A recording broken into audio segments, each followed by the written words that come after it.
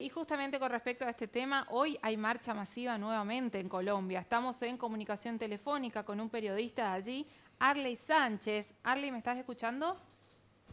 Sí, hola, buenas tardes. ¿Qué tal? Buenas tardes, ¿cómo estás? Bien, por acá con unos ánimos un poco tensos en Colombia, pero hasta el momento todo bien. Arley, contanos para el público que nos está viendo, ¿qué está pasando en Colombia?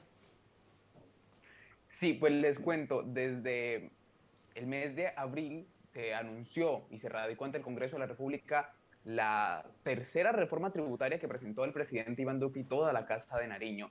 Debido a esta reforma tributaria, desde el 28 de abril, ya hace 8 días prácticamente, Colombia viene manifestándose en las calles para pedirle al gobierno nacional que retire la reforma tributaria, y después de que se retiró la reforma tributaria también se pidió que el ministro de Hacienda, Alberto Carrasquilla, renunciara.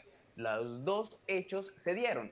Se cayó la reforma tributaria y el ministro de Hacienda, Alberto Carrasquilla, se vio obligado a renunciar. Debido a esto también se han presentado grandes manifestaciones en Colombia. Hoy es la segunda manifestación más grande que está en el territorio nacional. Todas las ciudades están en este momento marchando, protestando en contra del gobierno del presidente Iván Duque.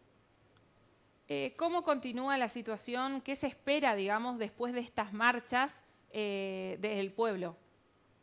Sí, la situación en materia de orden público está bastante densa. En Colombia en este momento se reportan más de 20 muertos. Hace algunos minutos la Defensoría del Pueblo reveló que van 22 muertos y un policía muerto en lo que va de en 8 días de protestas acá en Colombia. ¿Qué se espera? Se espera que el gobierno nacional se siente a negociar con las diferentes partes, con el Comité del Paro Nacional, que está pidiendo que se haga una reforma justa en la cual la clase baja no se vea tan perjudicada como lo que se estaba planteando en la reforma tributaria anterior, que de cierta forma las clases bajas, la clase media, se veían fuertemente golpeadas.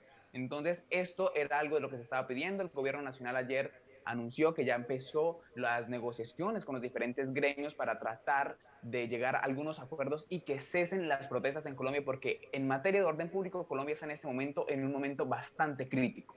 Ujú.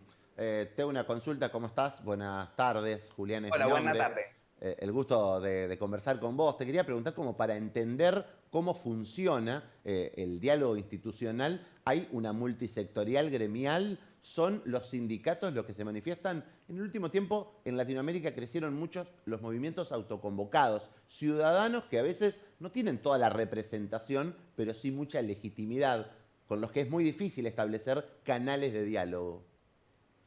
Sí, en Colombia desde el 2019 se creó el Comité del Paro Nacional. En 2019 también hubo protestas bastante densas, bastante fuertes, y se ha mantenido ese comité. Ese comité es el encargado de negociar directamente con el presidente Iván Duque y con toda la Casa de Nariño. Sin embargo, aparte de eso, también hay otros gremios que se ven obligados a negociar. El gremio FECODES, el gremio de los maestros, que también busca hablar directamente con el gobierno nacional. Hay líderes políticos de sectores de oposición, el senador Gustavo Petro, quien ahorita es precandidato a la Casa de Nariño, precandidato para las elecciones de 2022, también ha convocado a la gente a que salga a las calles. Los sectores de oposición, los sectores alternativos son los que de cierta forma están promoviendo que la gente salga a manifestarse. Y algo en lo que se ha tergiversado la información en cuanto a las invitaciones de los diferentes sectores políticos es que Ujú. muchos aseguran que quienes son los políticos de oposición están invitando a que la manifestación se haga de forma agresiva o al vandalismo. Eso es falso. Los sectores de oposición sí están invitando a que los colombianos salgan a las calles, pero no están invitando a que se tome el país por la violencia, como muchos congresistas, incluso desde sectores de partido de gobierno, desde el Centro Democrático, lo han señalado. ¿Cómo es la situación en pandemia? Estamos viendo algunas imágenes de las protestas, algunas personas con barbijo, otras sin barbijos. ¿Cómo es la situación en este momento? Por más de que esto obviamente tapa un poco la situación de pandemia, porque es grave también, digamos. ¿Cómo se vive eso? Sí, algo de lo que tenía preocupado el gobierno nacional era que la jornada de vacunación se iba a ver retrasada. Sin embargo, ayer, 8 días después, de iniciar la jornada de vacunación. Ayer fue el día récord con más vacunas, fueron más de 200.000 vacunas las que se aplicaron. Y el gobierno nacional temía de que se retrasara la jornada de vacunación. Hoy en Colombia ya son casi 6 millones de colombianos los que están vacunados.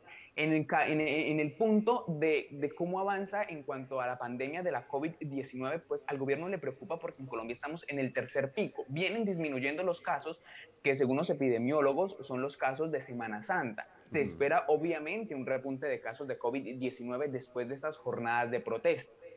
Hay mucha gente que está protestando sin mascarillas, sin tapabocas, como le llamamos en Colombia, pero los protocolos de seguridad de cierta forma se están violando, mientras otros sí los están cumpliendo dentro de las marchas. Por supuesto, me imagino, es muy difícil controlar en este descontrol ese tipo de cuestiones. Ahora, me gustaría entender el tema de fondo. ¿En cuánto impacta en el bolsillo de un colombiano esta reforma tributaria? ¿Alguna característica general que sea simbólica que nos puedas contar de por qué se genera todo esto que se genera en Colombia y en este escenario? Sí, les cuento algunos puntos de lo que traía esa reforma tributaria. Por ejemplo, esa reforma permitía que las ciudades, en el caso de Bogotá, que es la capital, la reforma permitía que la ciudad pusiera un peaje dentro de la misma ciudad, en lo que es la jurisdicción de la ciudad.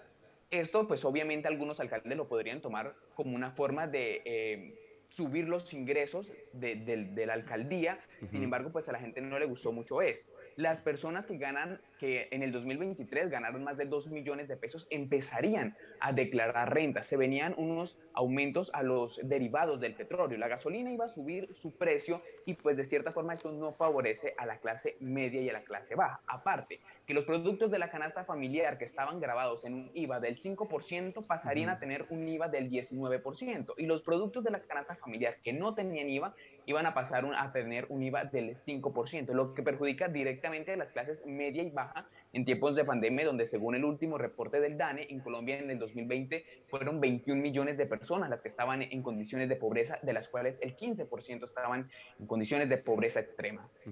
Clarísimo. Si te sirve de aliciente, acá en Argentina pagamos el 21% de IVA y en todos los productos de igual manera, desde el pan hasta un vehículo que te compres último modelo.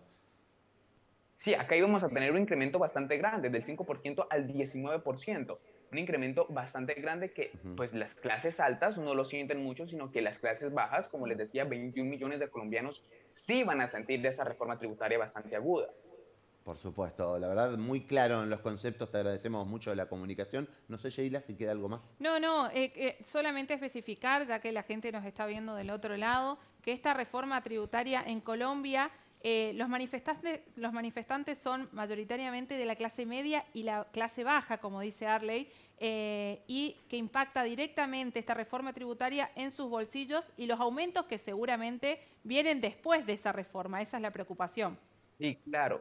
Y algo importante que hay que decirlo es que pues, la reforma tributaria se vino abajo. El gobierno nacional se vio obligado a retirarla y ya se está sentando la Casa de Nariño a negociar con los congresistas una nueva reforma tributaria con el nuevo ministro de Hacienda. Después de que se cayó la reforma tributaria, pues se pidió la renuncia del ministro de Hacienda, Alberto Carrasquilla, y del viceministro de Hacienda. Los dos renunciaron y ahorita ya se trabaja en un segundo proyecto de reforma tributaria. Ahora en las calles también se está protestando por una reforma a la salud que se viene, y también en las calles se están pidiendo la renuncia del presidente Iván Duque. Muy bien, Arley, muchísimas gracias por esta comunicación. Gracias a ustedes. Feliz tarde en Argentina.